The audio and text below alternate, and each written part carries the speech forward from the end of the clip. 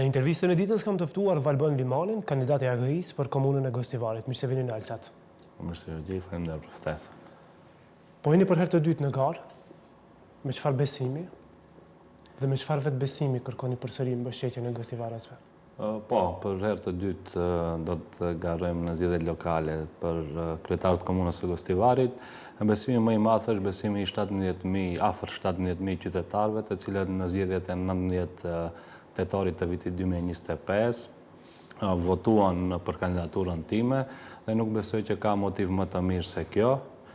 Besoj që qytetarët din të vlerësojnë dhe sërish në zgjedhjet e janarit do ta thënë fjalën e fundit. 17 votues nuk ishin mjaftueshëm që të shkonin në raundin e parë. Megjithatë, problemi kryesor në të gjitha komunat shqiptare mbetet motivimi i votuesve. Kësaj here, me çfarë do t'i motivoni votuesit për dalë për të votuar? Motivimi unë mendoj që nuk mungon, por evidente është që disa rrethana dhe disa elemente bëjnë më të rëndë arritjen e censusit, jo vetëm në Gostivar, por në të ardhmen jam i bindur se të njëjtin problem do ta kenë edhe komunat tjera shqiptare, por edhe në përgjithësi të gjithë komunat në Republikën e Maqedonisë së Veriut.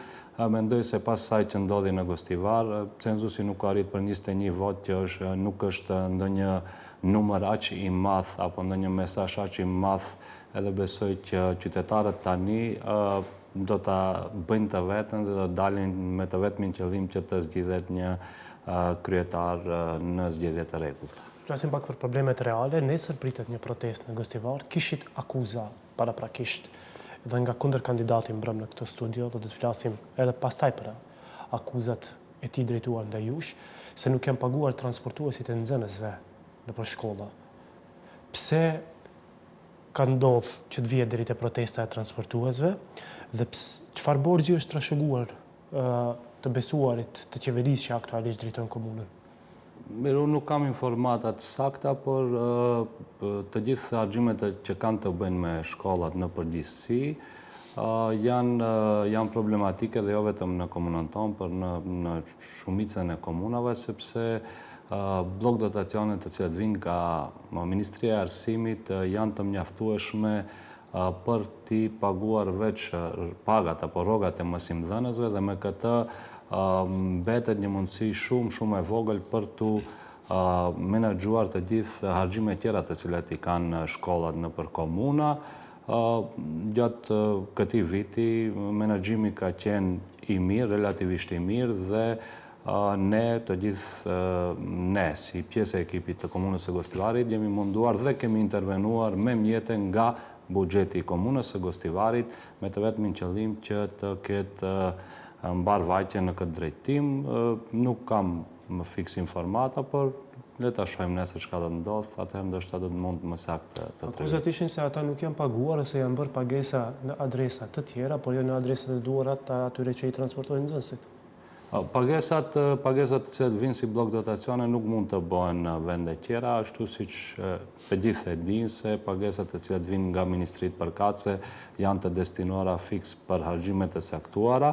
Mirë po, posaçërisht 2-3 vitet e fundit, Ministria me blok dotacionet dhe me zvogëlimin e numrit të nxënësve, por nga ana tjetër me një numër më të madh të mësimdhënësve, pasi që normal ai elementi apo ai momenti kur nuk mund të nxjerrësh kushtimisht si teprisë teknologjike një mësues apo një arsimtar në moshë 60 vjeçare, e ka rritë edhe më tepër këtë problem, por besoj që do të menaxhohet.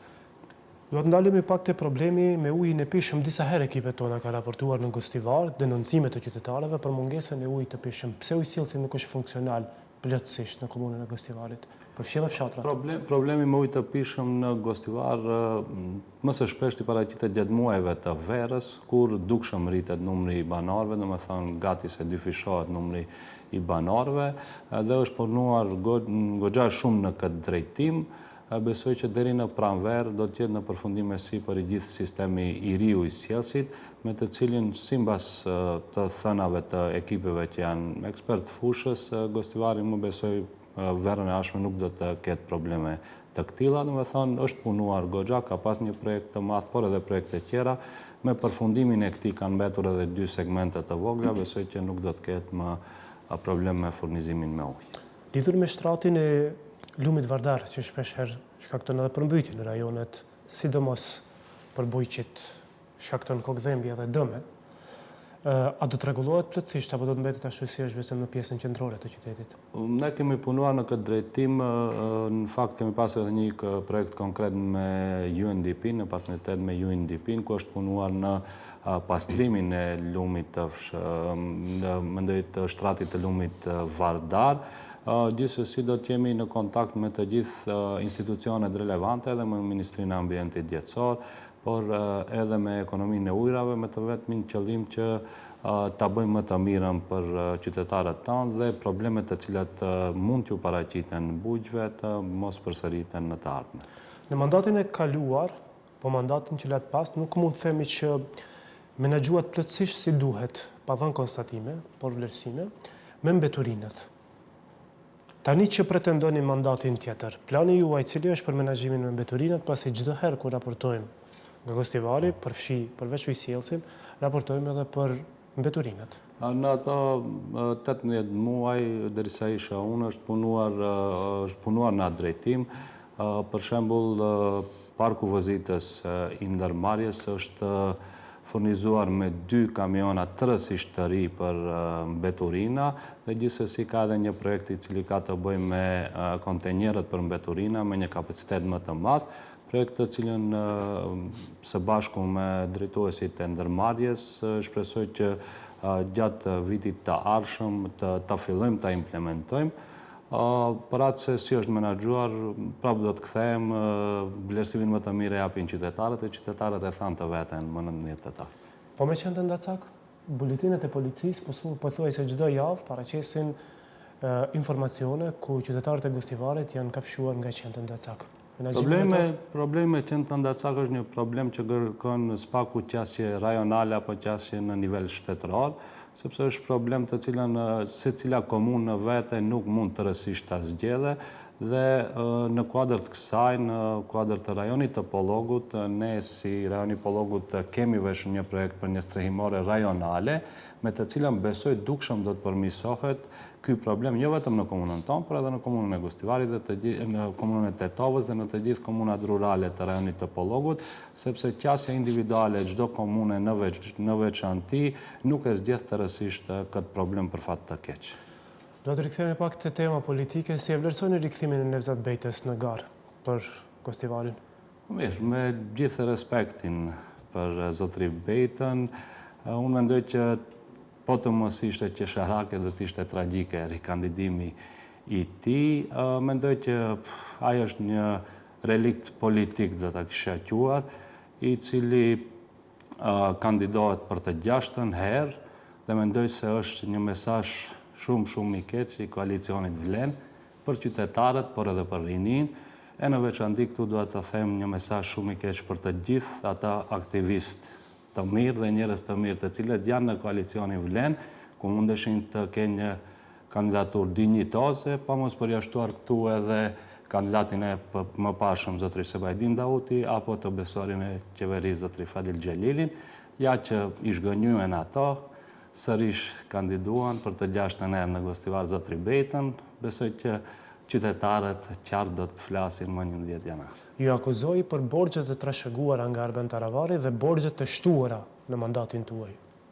Unë nuk do t'i komentoj akuzat e zotri Bejtës se për atë flet vet ai edhe në gjithë këto 23 vjet aktivitetit politik të tij, qytetarët më e dinë se çka dhe sa vlen fjalët e tij. A mund ndikon kandidatura e Bejtës në trupin votues të AKI-s?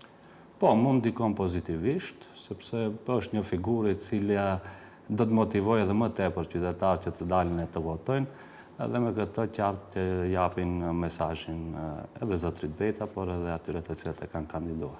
Po shkëputja e Aleancës për shqiptarët krau i Zjadin Selës nga AKI-ja.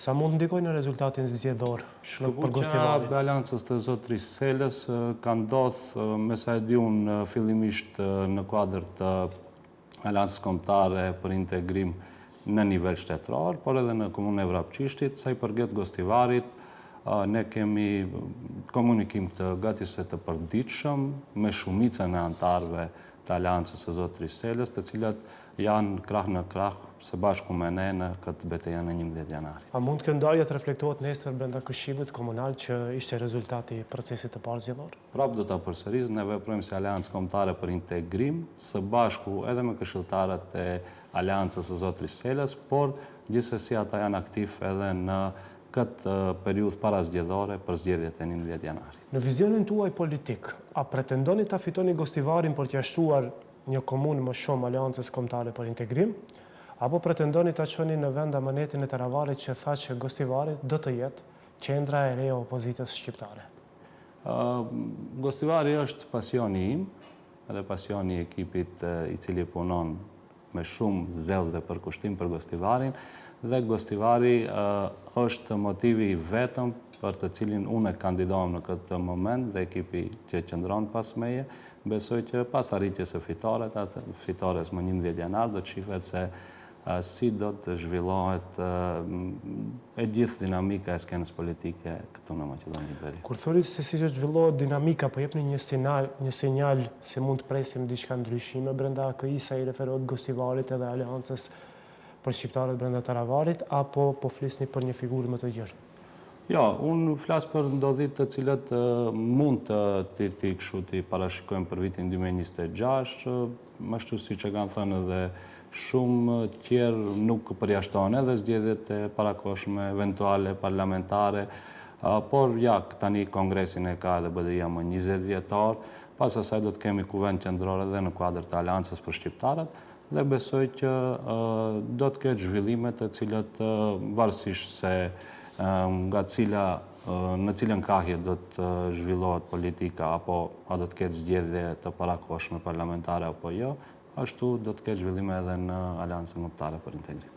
Lidhur me bashkimin e dy aleancave, njëra aleancëve se ka caktuar më Kongres, ndërsa për aleancën tjetër po paralajmëroni edhe ju Kongres, ndërkohë deputeti që u deklarua i pavarur, Ilir Demiri, mori një iniciativë për t'i bashkuar aleancët, por nuk ja doli. A kishte gatishmëri të paktën nga ana juaj? Unë personalisht nuk kam kontaktuar me deputetin Demiri, ka pas iniciativë dhe gjithmonë besoj do të ketë iniciativa. Mendoj që çdo tentim për të faktorizuar më tepër një parti politike shqiptare nuk është në dëm të shoqërisë tonë, por shkon në favor. Koha më së miri do të tregon se çka do të ndodhë në të ardhmen. Ju faleminderit për kohën tuaj në Alsat. Faleminderit edhe juve. Ishte Valmon Limani, vetëm pas siglës vazhdojmë me informacione të tjera, vazhdojmë me ne.